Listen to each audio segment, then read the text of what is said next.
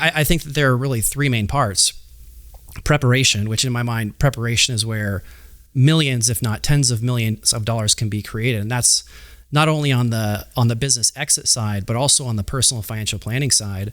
The process, which can be, very cumbersome, going through due diligence and IOIs and LOIs and reps and warranties and all those different aspects of it.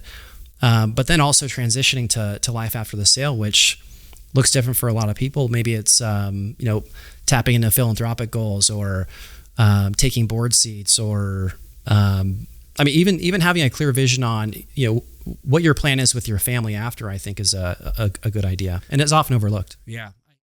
Yes, this is the Mark Haney Show on a mission to ignite the entrepreneurial revolution right here in the hometown we love. And we do that by building the backyard advantage. We're building the most connected community in the world for local entrepreneurs. And it's based around this culture of love, helping one another. So it's one entrepreneur at a time, one conversation at a time. And that conversation, it can begin with, what are you working on and how can I help? And so that's really what we're trying to do, is just help people. And sometimes we do that on the show through educational stuff. And so today we have Brad Frisk. He is the CEO of Cypress Creek Capital Group. He's also a financial consultant with Raymond James. And we're going to be talking about something that I get a lot of questions on is, Mark, I'm thinking about selling my business. Thoughts. What do I do? Where do I start? How do I begin thinking about this concept? So we're going to break that down a little bit, like how to sell your company, because a lot of people are, even if you're not in the position right now where your company has a lot of value, it hopefully will someday, and we'll be able to kind of get you ready and get you thinking along those lines. So I want to remind you, I'm going to talk about an event that is coming up for kind of on this concept, and we'll talk about that a little bit later too, because it's coming up on the 16th of this month. So if you're interested in thinking about how to sell your company, this might be an event you want to think about. So with that said, ladies and gentlemen, meet Brad Frisk. How are you doing, Brad? Yeah, I'm good. Thank you. Good. Thanks for having me. Yeah, thank you. Now, maybe just if we could start with just a little bit of your background. Mm-hmm. And how you got to in the business you're in, and then we'll get into some of the do's and don'ts of what you're doing when you're trying to sell your company. Yeah, no, thanks. I appreciate it, and I love what you're doing here. So thanks so much for really leading the charge on entrepreneurship in Sacramento. I think it's great. Thank you. I've been in financial services for almost 20 years. Almost all of that time has been working with business owners. Okay. I spent a good amount of time working with JP Morgan in San Francisco as a commercial banker, and kind of led the state in production there. I had a client of mine who's actually a really good friend now pull me aside and basically say, listen, dude, you're really good at what you do. I think you're in the wrong line of business. Let me make some introductions for you. And so he introduced me to a team at Morgan Stanley on Sand Hill Road, which is where really the birthplace of everything that I'm doing right now, took place. While I was there, I got to witness incredible investment banking resources matched with very high-end private wealth management, and it just struck a chord with me. So really enjoyed my time there. My wife is from Rockland, so we ended up relocating to Rockland. Perfect. Right? I was doing this... I tell people I was doing this death triangle of a commute. We lived in Walnut Creek. Mm-hmm. I'd go to Sand Hill Road. Yeah, that's a pretty good jaunt too. Yeah. That. Oh, it was rough. And then to San Francisco for meetings. Oh, boy. And I would just basically die a slow death on the 24 coming back home. So there was a point where, I got the discussion of, hey, let's figure out what the plan is. Mm-hmm. Ultimately, we came back to Sacramento. How long have you been here? We've been here about 11 years. Okay, you've been here a while. Yeah. Moved to Rockland, and then just a couple of years ago, moved to Lincoln. Yeah. And you're married? You have kids? Married, 3 kids. Okay. 14-year-old son, 10-year-old son, and a 7-year-old little girl. Okay. Do they want to grow up to be investment bankers, or what are they thinking? Honestly, man, my oldest son is. Both my boys are serious entrepreneurs. Interesting. Yeah, They've both created pressure washing businesses, and so they go door to door and ask to pressure wash garbages. Wow, which they have down. That is awesome. Yeah, it's pretty impressive. You know what? But when I think back to my history as a kid, I was a guy doing like a Kool-Aid stand on the corner, or selling mistletoe. I was always looking for a way to make some money. Interesting. And I think they're probably following in my footsteps there a little bit. You got to be proud of that. That's great. It's one of those occupations that is not going to go away. Being an entrepreneur, I mean, we keep hearing about AI and how that's going to affect the workforce and what jobs might be eliminated or streamlined. Being an entrepreneur, though, that's probably not going away. There's probably always a place for the people with the imagination and with a little bit of risk taking and I guess the ability to persevere and do some hard work. Yeah, I mean, my personal opinion is that it's part of the American spirit. I think that, as long as we're around, we're going to have people who are looking at situations thinking this can be done better, or there's an error in this process and I can fix it. So I agree with you. And in what you're doing, you're working with entrepreneurs, it sounds like, that are highly successful. You are helping companies that are, let's call it mid-sized companies. Maybe describe the kind of companies that are sort of your typical client. Yeah, so we work with business owners in the lower middle market and middle market. And so what do I mean by that? Lower middle market you could define as companies that are valued at maybe 5 million up to 50 million. Okay. Middle market's a step up from there, so 50 million to 500 million or more. These are companies that are typically too successful for a local business broker, but not quite big enough to be on Wall Street's radar. And so they're really the backbone of the U.S. economy. They're family run, founder-led, multi-generational private companies. Mm-hmm. Well, let's talk about that, the role of an investment banker for a second. So you use the term business broker and investment banker. I'm kind of curious as to how you see the difference and when is that sort of cutoff line when you, and then for those, maybe describe what an investment banker is too, real quick, and then we can kind of divide the investment banking type of work from maybe a business broker type work. Yeah, so investment bankers are, I think a lot of times people think that they're just there to just sell your company. In my opinion, they're your biggest advocate. I mean, think of it like an agent to an athlete or a celebrity, right? They're the buffer between you as the business owner and these buyers. And the reality is that, buyers are out there and they're doing this every day. And business owners are probably going to go through this once. And so the investment banker's role is really to level that playing field, bring in those resources, and ultimately do the best job possible of just telling the business owner's story. So where did the term investment banker come from? Because it sounds, you're basically helping broker a deal too, but you're not called, an agent. It's investment banker. Yeah. It's got a lot of bank and investment. Doesn't sound quite as much like the other roles. Yeah, the origin of that title, I honestly don't know, but. Investment banking is matching a buyer and a seller through typically, a very specific process that includes big investors, which, might be banks, financial institutions with, business owners of various levels. And the biggest investment bankers are people like Morgan Stanley, people you've heard the names before, JP Morgan, Goldman. So there's these big ones, and you are... would you consider your company more of a boutique type of opportunity or operation? That's a great question. So our investment banking services are really broken into two segments. With Raymond James Investment Bank, we have a minimum transaction size of 100 million. Okay. So 100 million up, it's probably 3/4 sell side, maybe 25% buy side.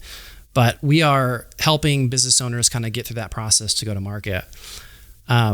Where I spend most of my time is with founders that are in maybe the 20 million up to, I'd probably say $120 million valuation size.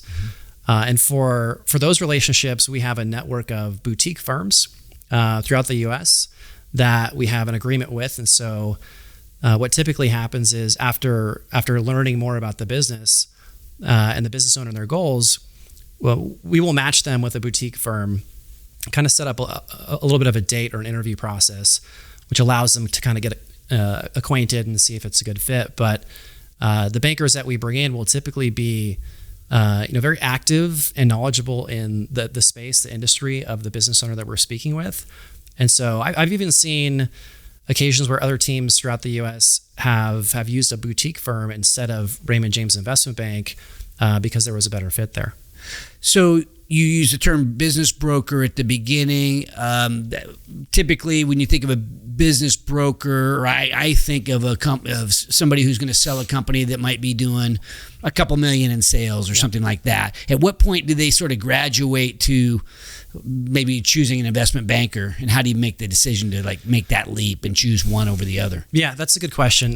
The answer isn't so cut and dry, but typically a boutique firm is probably wanting to get involved at about a $5 million EBITDA. Okay. $5 million in earnings, profits for the people that aren't familiar with EBITDA. Yep. Okay. Anything less than that, it doesn't mean that you shouldn't be having a conversation with an investment banker, because you could have things in the pipeline that are going to get you there real quick, or some expansion or an acquisition. But typically, once you get around that 5 million EBITDA figure, you start talking to boutique firms that are highly specialized in your industry. Okay. So I'm going to dive into that in a little bit, but that sets it up, I think. So we're talking to an entrepreneur, and he or she is asking, why should I sell? Should I not sell? And so I'm kind of wondering, what are the typical reasons people think that they probably ought to be thinking about selling? Yeah, so there's a lot of different reasons that people consider selling. Some good ones, I would say, maybe some that aren't really on your side. I'd say what we want to prevent are business owners that are getting burnt out. Maybe sales are flattening, and so they're thinking, hey, let's get out of this. That makes it very challenging in the investment banking engagement and the competitive process to really make a case for why you want to acquire that business. But at the same time, you see business owners who are maybe want to pass the business on to the next family member, right? So some intra-family transfer. Maybe they're just wanting to retire. Maybe they were approached, which I think is very common. An unsolicited offer from a competitor happens quite a bit. But it honestly could be a number of different reasons, and we really never know. I mean, I always joke with people that, a business owner is not for sale, right? You talk to an entrepreneur or a founder, I'm good, I'm not for sale, we're doing great, until they are, right? Until they get that offer, and the number is, so high and above what they thought, they're ready to go right then and there. So. Okay, so I know of people, buddies that have sold their business, and they've got an unsolicited offer that is that they want to take. Yeah. And what I have seen is I've encouraged them to get an investment banker anyway, and they come away with a better deal at the end of running a full process, because if they've got a hot property, there's probably more than one potential buyer, and that investment banking, the process that we go through ends up getting us better terms or better pricing or something, and they're happy that they use an investment banker, even though there's a fee associated with using an investment banker. Right. Yeah, and I think that just scratches the surface, to be honest with you. It's not only running through, preparation, the process, but also the plan after the sale. I think it's the most overlooked aspect. When I talk to business owners who have been through sales, it's a very emotional experience for them. So they've been successful enough to really build a phenomenal company, and they go from that being their reputation and their identity, and then they kind of give up a part of themselves through the sale, right? And so afterwards, there's a little bit of a loss feeling and a little bit of unsure where to go. So I think that there are really three main parts. Preparation, which in my mind, preparation is where millions, if not tens of millions of dollars can be created. And that's not only on the business exit side, but also on the personal financial planning side. The process, which can be, very cumbersome, going through due diligence and IOIs and LOIs and reps and warranties and all those different aspects of it. But then also transitioning to life after the sale, which looks different for a lot of people. Maybe it's, tapping into philanthropic goals, or taking board seats, or, even having a clear vision on, what your plan is with your family after, I think is a good idea, and it's often overlooked. Yeah, I hear you. Okay, so let's. I'm going to dive back in. Let's go through these 3 components of the process. But why, you said if you're just burned out and you're kind of wanting to retire, that's not a good reason. I think that's why a lot of people want to do it. Yeah. So what happens when that's where you're at? How do you get your arms around that kind of way of thinking or feeling? Yeah, I would say engage a team. Okay. Right? Maybe an investment banker, maybe just a wealth advisor who has some contacts like tax attorneys or business attorneys. But a lot of this, whether you're ready to sell or not, is just about realistic expectations. So if you know that your business is flattening out, or that you have customer concentration, or you've lost a key employee, or you're just done, right? Or you're just burnt out and ready to go, you can't expect to go through the same process as somebody who has spent the last 3 years preparing, right? Going through evaluation, cleaning up their financials, checking in with their management team, offloading responsibilities from the founder to management. Buyers want to buy a company that is not only looking transferable, but also scalable without the founder in the driver's seat. And so if you're just ready to get out, that might not be your story. And so I guess my advice to you, if you're listening, is if you are just ready to get out, don't quite announce that yet. Continue, put your company in a position to be acquired, have it growing, hopefully, have it increasing in profits and revenue, have a management team set up so that the transition's smooth. And even though you might be ready to retire, you don't need to necessarily telegraph that if you're a big asset in the company. You want to be honest, of course, but don't appear to be out of gas, or have the right management and team that is hyper motivated, very, very motivated, so that it's going to run without you. Yeah, I'd say I agree with what you just said, but I would put the emphasis on the honesty part. I would be, as honest as you possibly can with your investment banker. Mm-hmm. I mean, they are going to go tell your story better than probably anybody else outside of you can do it.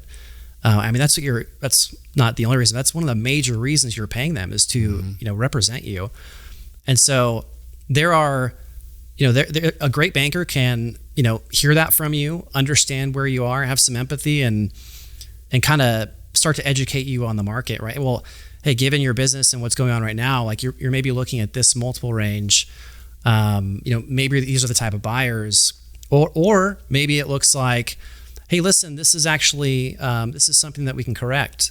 And so let's look at making some adjustments here, and we might actually get you onto a path where the numbers look really attractive. Right. He'll package the business, and and that might take a couple years too, right? That Absolutely. Could take a lot of time to get yourself in a different role potentially within the company, or get the right infrastructure set up in order to have it packaged for maximum value. Yeah, I'd say minimum 12 months. Where we see the best outcomes is where a business owner has taken 2 or 3 years at least to kind of dress the business up and really address and kind of get through any aspects of the company that might bring the value down. And like I said before, this is all in the preparation stage, and this is where millions, if not tens of millions of dollars in value can be created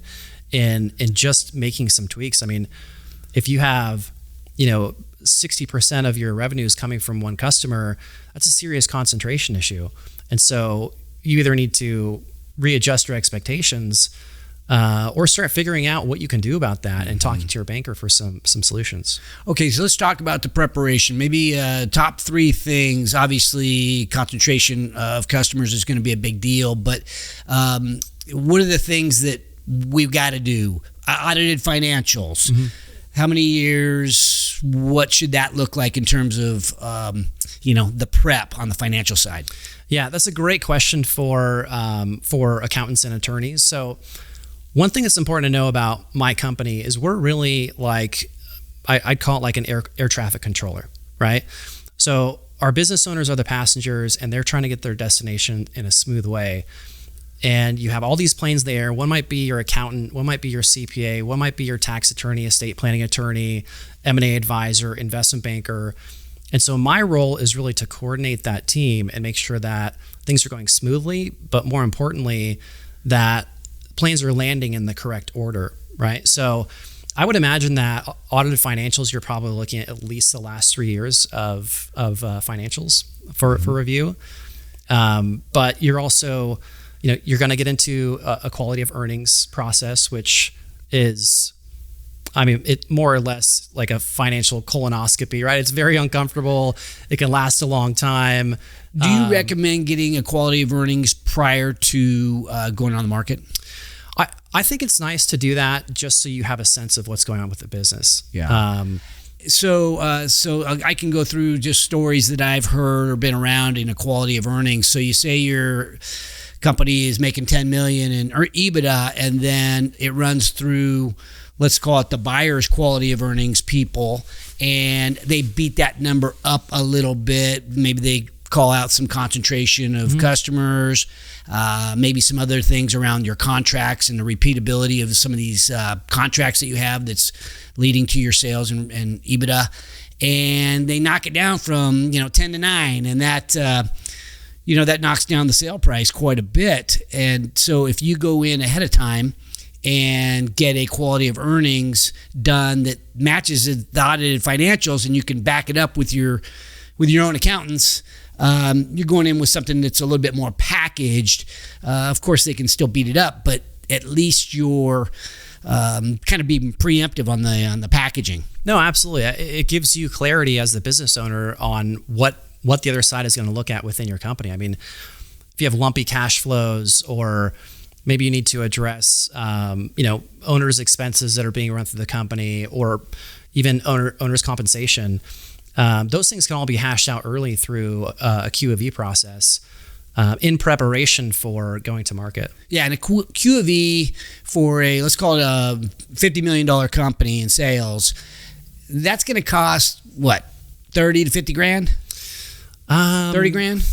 Probably somewhere in that range. Yeah. Again, that's a question for the accountants that go through that. But. And audited financial statements are going to cost 50 grand a year ish, ballpark. And so you've got some expenses associated with doing the deal. And oftentimes those expenses, they won't go directly against your EBITDA. Right. You can sort of have those as one-off type of expenses. Yeah, no, they are. One-time expenses also something that you can just have a conversation about. But they're important, right? It's important to get those things in place and have a conversation about them and kind of be armed as you go through the process. Okay, so what about systems? Like in every business has got HR, human resources type systems. Maybe you've got IT systems and other systems associated with your factory. How important is it to have those systems obviously running smoothly, but documentation and clarity around what it is so that the buyer can understand that they're buying a solid system?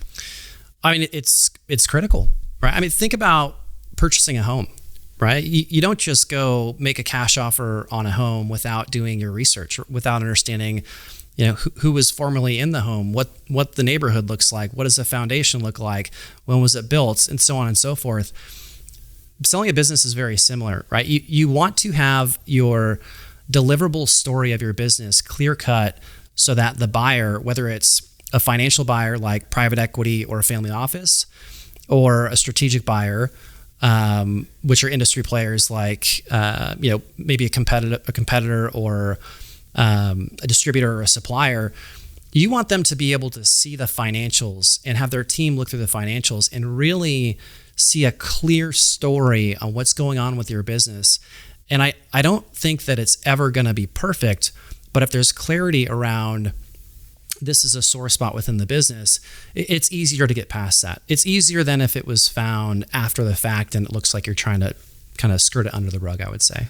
Okay, so what about creating a data room and all the confidentiality agreements associated with people coming in and looking at your stuff? Maybe what kinds of things go into the data room besides your financials that would be very private? You wouldn't want a competitor to see necessarily. You wouldn't want anybody to see probably.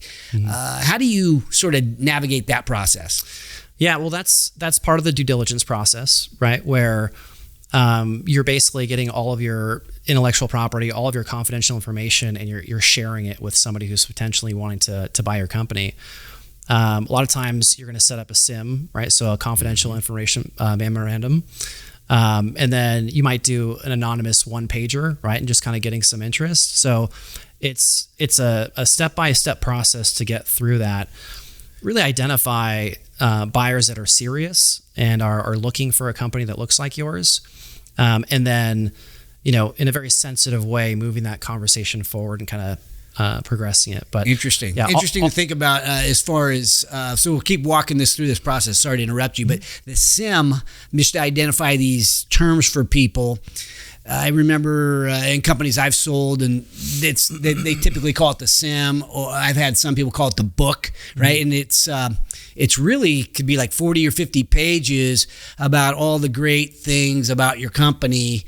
So maybe walk through what that looks like for people. Yeah, I mean, it's your opportunity to share, the details about your company under an NDA where it's very protected, right? I mean, think about having a competitor look to buy your business, and you're getting ready to share all of your secrets with them, and so that can be a very uncomfortable thought for business owners who maybe have some very significant intellectual property or kind of trade secrets within their company. So this is part of the process that really protects that seller to kind of tire kick, if you will, and see, hey, is this something that I'm ready for, and is this something that is marketable through a competitive process with an investment banker? So at what point in time in the process, so maybe I'll kind of try to walk us through this process. So you hire the investment banker, you're ready to go, you've started the data room, you built out a team, right? You mentioned getting the right accountants and attorneys on board, and so you got the team, and then you make a list of buyers, of potential buyers, and attack that. How does that work? And when do they get to see this stuff? How serious do they have to show that they are before you got to pull up the dress? Yeah, every situation is different. But what we typically see is that first step is in engaging an investment banking team. They're going to run through some just research on your company to get an understanding of it. Once they start to share it with other potential buyers, that's when things really start to pick up, right? Once they get the IOIs or the indication of interest out there, that's when things are getting really serious, right? And at that point, they're getting to get the IOIs. Is that a one pager? You're basically putting out a small amount of information to get some indications of interest. Typically, yeah. Okay, yeah, that happens around like the same timing as a SIM, right? You've got some protection in place. You put a teaser out there, you share a little bit, you get some IOIs, then you move to some LOIs, and then you kind of narrow it down to whichever buyer you think is worth moving forward with. And maybe I'll back up a little bit, because I think you mentioned this earlier, and I've often thought about how to decide on what investment banker. Obviously, you want somebody you can get along with who's competent, but there are investment bankers that have a certain area of expertise or industry focus. I know that we've sold companies in the security camera space, and there's boutique firms that specialize in that realm. How do you go about finding out who those people are? Because they know the players in that space maybe better than somebody who's more like a generalist, if you will. Yeah, I mean, the reality is that they're probably already calling you, right? They're probably already reaching out to you asking if you're interested in selling your company. The investment bankers from that space. Yes. Yeah, absolutely. I know, right now, particularly private equity is sitting on like record levels of dry powder. So I don't know if we've come across too many business owners that, are asking us for their help who haven't been taking calls on a regular basis for years, right? Mm-hmm. They're reaching out. They're on the phones. They're trying to get in front of you. So I would say, understanding that demand is important. But, shameless plug, that's where my company really comes in and helps out, because we have a menu of boutique firms that we work with. We have Raymond James, right? Over 700 bankers in 4 countries. And so it's really my role to look at the business, understand the industry and the goals, and then go find 1 or 2 boutique firms and set up an interview for Okay, fit. So let's say I have a manufacturing company, and we manufacture, I don't know, could be anything. Well, maybe I'll go industry specific. We manufacture security cameras, and because that's the business I was in. Where would you go to? You would find somebody and like match them up with somebody other than yourself. Yes. Okay. Yeah. So it's not, you aren't the one taking this show on the road. No. Okay. As I mentioned before, I am air traffic control. I'm managing the process. And really, it's not just investment banking. It is a concurrent process with wealth management, estate planning, and tax planning. Okay. I think the error that I found years ago is that you have investment bankers and they're phenomenal at what they do, right? They know their industry like nobody knows their industry. But they're really not too focused on what's happening on the personal side, right? Mm-hmm. And there are certain things that you do on this side, like LOI, that negate lots of tax opportunities on this side. And so my team focuses on coming in and almost assuming a role of like COO, all right? Where we're looking at everything going on the personal side. We're looking at everything happening on the business side. We're going to assess the situation. Shockingly, very, very frequently we're finding that there is no synergy in those teams at all. They're not talking. Your tax attorney is not talking to your CPA, who's not talking to your bookkeeper, who's not talking to your business attorney, who's not talking to your estate planning attorney, and nobody's talking to the investment bankers because they're so busy and they don't really care. Right. They're just trying to go to market and get the best deal for you as possible. And so we come in, identify the business needs and goals, get them matched up with the best bankers possible who can really do a phenomenal job at telling their story, monitor that process, and communicate to the other side, hey, listen, this is moving faster than we thought. Let's make sure that we're looking at things like charitable donations or installment sale trusts or some really cool tax tools that are available to you prior to an LOI. And that gives you the opportunity to not only accelerate your value on the business side by going through a defined process and a competitive one, but on the personal side, really start to tweak the net after-tax number with your proceeds from sale. Right. And so, no, I am not a banker. I don't specialize in any one industry. I work with a team of bankers, and coincidentally, you bring it up. There's a company that we're working with right now, and I can't share too much information. I can't really share any information about it, but very similar to your company and what you described. They came to me a few months ago through a referral of a valuation expert here in town in Sacramento. And their concern was, look, we've been building this to sell, but we don't have a team in place. And this is very common, right? Business owners have their heads in the sand and it's, hey, can we get this thing to work? Mm-hmm. Hey, this is actually starting to get some traction. And then it's, oh my gosh, let's pick our head up out of the sand. We need help in so many different areas. And so that was the story with this company. And they came to me, we assessed their accountant, their attorney. They were really not specialized in transactions. So we've brought in some great local firms. We've built a team around them. We've built expectations for process, and we're going through that now. But yeah, it's a lot to juggle for a business owner. Okay, so what's the fee structure typically for an investment banker, and then where do you guys take a piece of the sale amount, or are you just kind of a flat fee or something like that? Yeah, so you'll find variations of that. Excuse me. We are typically working on a retainer. Okay.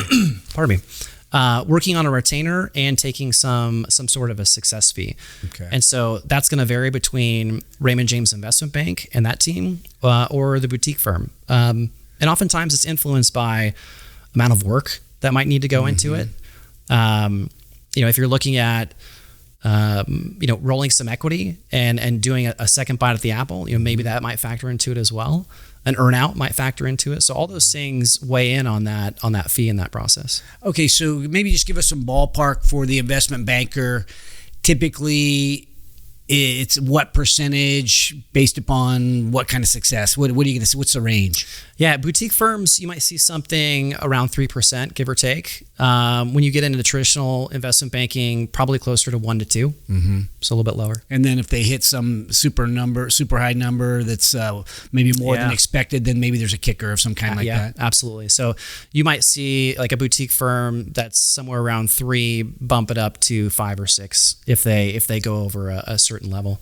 Yeah. Okay. Yeah. Interesting. And then maybe just talk a little bit about valuations, because people always think their company is worth more than what it is. It's amazing how that works. But some companies are valued based upon EBITDA, excuse me, which I would say is the majority of I'd call it Main Street type businesses are usually valued on EBITDA, but some that are fast growing tech companies are sometimes valued based upon a multiple of sales. So maybe talk us through some of that stuff. Yeah, most of our work is based off of EBITDA, right? So valuations are based off of EBITDA and a multiple, which is going to be, industry specific. It's going to be influenced by interest rates. It's going to be influenced by, access to credit and cash.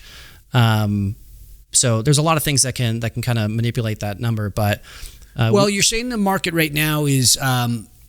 I don't know if you use the word frothy. There's a lot of money on the sidelines waiting to be deployed, and interest rates have crept up a little bit. So that means if it's, say, someone like private equity who's going to need to go borrow the money in order to make the acquisition, they have to factor in the cost of capital. Is that where you're going with the interest rates? Yeah. Okay. Yeah, absolutely. You think about just access to capital and the cost for it, right? So if there's a higher interest rate you're dealing with, you're going to have a higher cost to get access to that capital, which is going to influence how you're going to structure your deal. So typically they're doing leverage buyouts, right? Is that what you're seeing a lot? Private equity to start with here is, they've got money that they've raised from their investors, and they go to make an acquisition, but they don't want to use all their money. They would like to use 50% of their money, and then maybe go get the rest financed. Is that typically what you see? Yeah, we see a lot of that. Yeah. And would I rather sell to a strategic, or would I rather sell to a private equity or a family office? It really depends. I know I've said that a few times. Financial buyers like private equity and family offices, they're probably going to want you to stick around, right? They're going to want you to potentially stay in the business for a few years. So maybe you're looking at rolling some equity there and retaining a stake in the company and kind of having retain a 10 or 20% stake in the company. Sure. And really just having a vested interest in seeing it succeed. Where, a strategic buyer, like a competitor or a distributor or supplier, they may just want you to get out of the way, right? They may want to acquire you to expand into a new market or to get some competitive pricing on something. And so every deal is different, and I'm not saying they always go that way, but more often than not, like your financial buyers are probably going to want you to stick around, whereas your strategic buyer might be more willing to say, hey, here's your one-time check, thanks. We'll take it from here. Yeah, and typically what I've seen anyway is if you're part of a roll-up, in other words, there's a private equity company buying a number of companies in that space to sort of put them all together, they're looking to drive a lot of cost out of the business. Probably, and they're really putting these companies together so they can build a larger company that's got more value.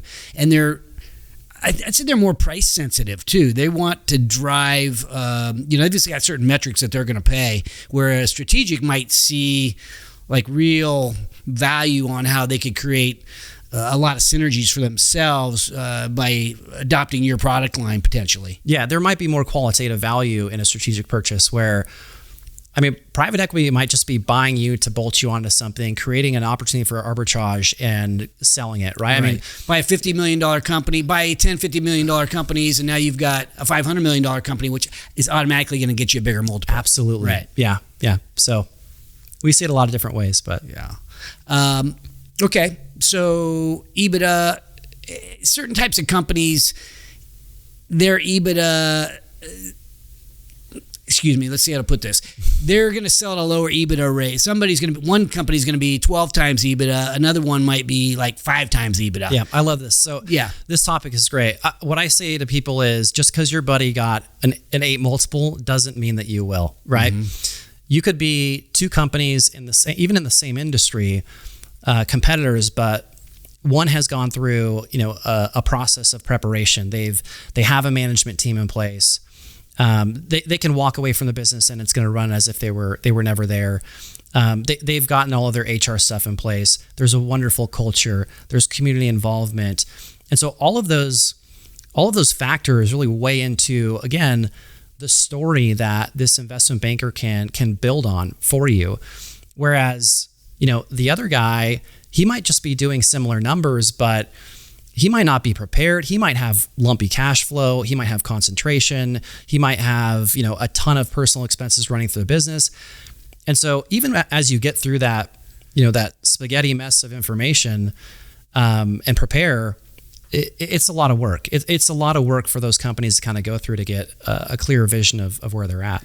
And when I've dealt with this in the past, it reminds me of my daughter, who is a realtor. She sells houses and like high-end homes, and there's comps, right? There's comparisons from, these homes in this neighborhood are selling for $400 a square foot. This is kind of similar to some of those. You can see that within certain industries too, where you can actually do comps within the industry. Other companies this size have kind of sold for that amount of money. You can, but just because a house has a similar square footage and bedrooms and bathrooms doesn't mean when you walk in it doesn't have termite damage or the whole place needs to be updated. And so there's more to the story than just what's on the surface level. And I think that's a very common, mistake that business owners and founders make, is they think, hey, my company does what that company does. They got this multiple and this payout. I'm going to get that same thing. And that's not always the case. It could be the case. You could do better, but you really need to go through that process to, look under the hood and really assess the full situation with a professional team who can share with you how to kind of fine tune that instrument and get it ready for a sale. Okay, so let's talk about the due diligence process, or maybe the whole process, but one of the more stressful times is, so you get the LOI and everybody agrees on the purchase price and the terms, and then so you kind of start down this process and you're still sort of negotiating out the deal, the terms, the final terms of the transfer agreement and so on. Those can be really, really stressful, because if you don't agree, the deal falls apart. If your business doesn't keep operating like it has been, the deal can fall apart. So there are multiple things that happen that are highly stressful for the person that is, deep into the company and trying to juggle 1,000 things. Now they've got the biggest sale of their life on their hands. Mm-hmm. And maybe just those emotions, maybe any sense as to how to navigate those stressful moments. Yeah. Be prepared for them. Yeah. They're going to happen. There's no way you're going to go through a process to step away from something that you have poured your heart and soul into, and you have so much pride for, and you're just not going to go through that process without having some really uncomfortable moments, right? Because the buyer is looking at it from a different point of view. They're looking to poke holes. Like, they're looking for ways that they can negotiate. And so I would say be prepared for it. I'd say that the other topic there to make sure that we touch on is, again, getting to those 2 concurrent paths. That's an investment banking and a go-to-market process. But there's a whole other side of the story with your personal life, right? Understanding what's happening after the sale, understanding what that looks like. What are your passions there? Maybe it's a new venture. Maybe it's Like at times we'll present new clients who sold their company with like a private equity investment that is concentrated in middle market companies that are based off of revenue. We just did this with a NFL quarterback who's retired. And so that allows them to still kind of have their toe in the water of, hey, this is still, a company I can follow. This is still kind of fun for me. But yeah, the idea of getting through the process without getting some bumps and bruises and maybe a stitch or two, you're probably in for a surprise. Yeah, I have definitely advised my friends of that. Just get ready. Make sure your health is good. Make sure you got everything lined up in your life. Make sure your spouse is on board for being supportive. Your kids, they know you're going to be going. It's like a little bit like starting a business. It's going to be. I'm going to have to put a lot into this during this time, and it might take a while. And so just sort of bear with me. You sort of have to sell on the back end in order to carve out yourself some leeway a little bit for being stressed. I think this is probably the most overlooked and maybe the most important part of this process is creating a plan on the personal side for what life looks like after the sale. I can't stress this enough that there is a clear pattern of business owners that sell their company and feel a loss of purpose and a loss of identity.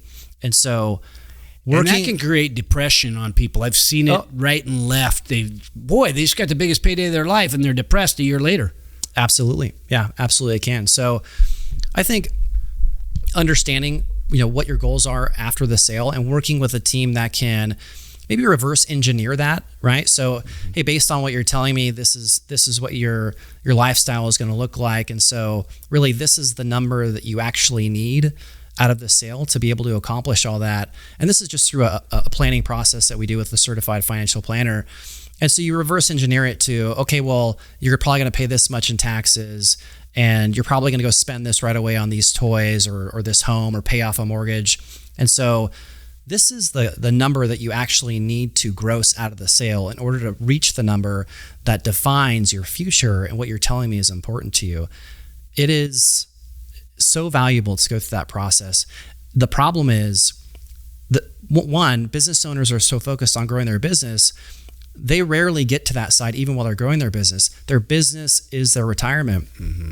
But two, you're asking them to do this while they're going through a process to sell their company, which is very intrusive, very time consuming, very emotional. And so as you go through this process over here, if you don't have those two teams connected, kind of stewarding you through that process, you may not get through it. And the result could be, pretty devastating. If all of a sudden you're sitting there thinking, what do I do now? Right? Yeah. Okay, rapid fire here. You got 10 seconds to answer each of these questions. What's the first thing that you look at in a seller's financials? EBITDA. What kind of deal falls apart after an LOI? One that's not prepared for due diligence. Okay. And what percentage is that? I'd say maybe 40. Yeah, that's off the top of my head. Yeah, a lot of deals don't survive due diligence. Should you sell during a boom or wait for the perfect buyer? I definitely would say sell during a boom. Yeah, when there's money out there. Yeah, waiting and timing for the perfect buyer can really work against you. Most common mistake during due diligence? Thinking that you can do it without professional advisory services. Yeah. Okay, auction process or one-on-one negotiation? That's a tough one. I could go either. You might have a one-on-one negotiation with somebody who doesn't want you to go to the auction process, and so again, if they can give you the number that's reverse engineered to your lifestyle that you're trying to accomplish. Sometimes it's like most likely to close the deal too, right? Because deals fall apart. Okay. Best case, worst case on how long does it take to get a deal done once you've got the LOI? Yeah, I'd say this is a tough one. I'd say worst case is like tomorrow, right? Worst case is so soon you have no time to plan anything. Oh, interesting. Yeah. Okay. I thought you were going to say like a year and a half. No. I think best case is a year to 2 years. Yeah.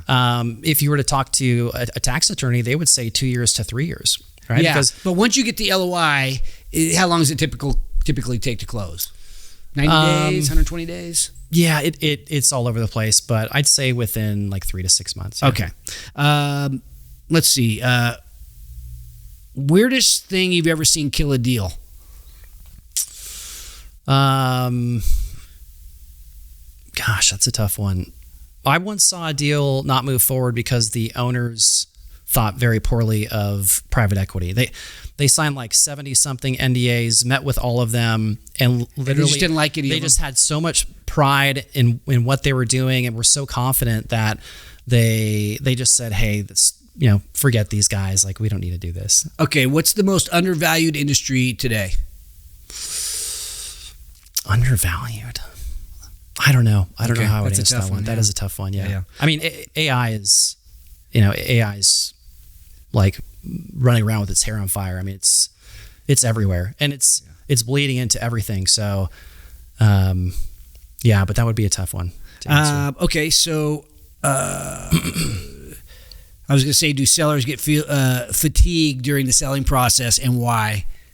Yeah, of course they do. Yeah. Because it's, you're going through normal operating procedures in your company, and now you're really taking on a different role of, hey, let's prepare this for a sale. And it's just not stuff that you do every day. And so a lot of times you don't know how to do it. And if you don't know how to do it, you need to hire out for it. And that means you need to trust somebody, and that can be tough to do. And even if you find somebody to trust, there's probably 6 or 8 of those partners that you're going to have to bring in on that process. And that's a lot of trust to lay over on other people's shoulders. Okay, so last thing, you got a big event coming up, and I think it's coming up, you said on the 16th, was it? Yeah, October 16th. All right, tell us about, it's called the Boss Event? Yeah. Okay, how'd you come up with the name, and what could we expect if we go? And who's it for, and who's it really not for? Yeah, no, thanks for asking. So Boss Events were created by Raymond James as they've gone through this process to really tie the investment banking services with the wealth management services. And so it stands for Business Owner Strategy Summit. It's on October 16th. This is really an opportunity for business owners who are either in 2 camps. One is, hey, I'm looking for some access to growth capital, and I'm just really not sure how to do that. Maybe I've grown to a point where I know I could expand, but I just don't have the capital. I need some help there. And so we'll have some bankers there that can kind of talk to that. Most of the content is going to be around preparing for an exit. So we'll have, I think I can mention these names, but Weintraub Tobin is going to be there, right? M&A Advisory Services. Yep.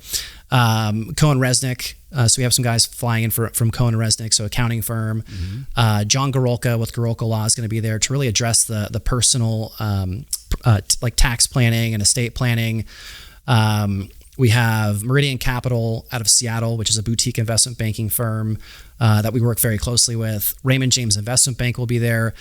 And the whole tone of the event is to educate these business owners on how they should prepare, how they should start to lay the foundation for a process to sell their business within, say, the next 3 to 5 years. It's educational. There is no sales pitch. There is no ask. It is really just built to kind of pull the curtain back and say, hey, these are some war stories. This is what went wrong. These are some things that you should be thinking about. Let's talk about entity. Let's talk about QSBS and 1202 stock and how that can be a wonderful thing for you. And really just kind of educate. What we hope comes out of it is the business owners leave and reach out to 1 or 2 or more of the team and just say, hey, I really enjoyed what you spoke about. I'd like to learn more. Or I'm actually getting ready to go through this process very soon and I'm feeling overwhelmed. Can you guys help me understand this? We do one in Sacramento in the fall. We do one in San Francisco in the spring. And so I have an office in San Francisco in the Salesforce Tower. So we have one coming up there in May, which will be probably a lot more focused on tech, right? The local Sacramento event is like you have some agricultural companies. You definitely have some professional services in there. You have like a few like tech companies that are going to be there. But that's the whole plan, is just sitting there and educating people. We'll have a panel, which thank you for joining our panel on buyers and sellers. So, hey, I sold my company, and the moderator might ask something like, what would you have done differently? Or how did you prepare for taxes? Or, what was your experience with private equity? And then we'll have, buyers. So guys that are actually out there actively looking to purchase companies. And so we might pose some questions like, what are you looking for? What's the red flag to you? It's really to just share information with these business owners who, are probably going to sell their company at some point, and they're probably not very familiar with what they're getting into. And so we just want to prepare them as best as possible for it. That's great. Well, I look forward to that. I will be there. It's I think it starts at like 2:00 or something like that. Yeah, starts at 2:00. I would say if you're interested in attending, I would send me an email. It is invite only. So it is for businesses that have reached a certain level of success and have some complexity. But let's have a conversation about it. So if you're interested, you can email me at bradley.frisk@raymondjames.com, or you can call me at 916-501-1659. We'll talk about what your goals are, and we'll extend an invite. But there is some pretty limited seating. So. And if you hit me up, and I can connect you to Brad as well. If somebody out there is just kind of connected to me already, I'll be glad to make an intro. So, okay, very cool. Thanks for coming on the show. Thanks for all the wisdom. Yeah. It's just stuff that you don't talk about with your neighbors, right? Who do you talk about it with? You need to talk to some other business people who have kind of been through it. Is the best way to do it versus kind of guessing or living in the dark. So. Yeah. Thanks. It's good to get the word out there. Yeah, no, I agree. It's a really unique community. I'm proud to be part of it. I love your involvement in it. And again, we just want to see business owners have a positive outcome, not only in selling their financial asset, but also in life after the sale and what that means for them. 100%. Thanks a lot, Brad. Yeah, thanks for having me. You bet. Thanks for watching today's show. My goal for every episode is that you find a takeaway, something tangible you can use in your business today. And if you have a comment about a favorite takeaway, feel free to put it in the box below. And if you have a topic that you'd like me to bring up on the show, don't forget to let me know. And also, don't forget to subscribe to our YouTube channel if you want to learn more about entrepreneurship. Because at Haney Biz, we are always by your side.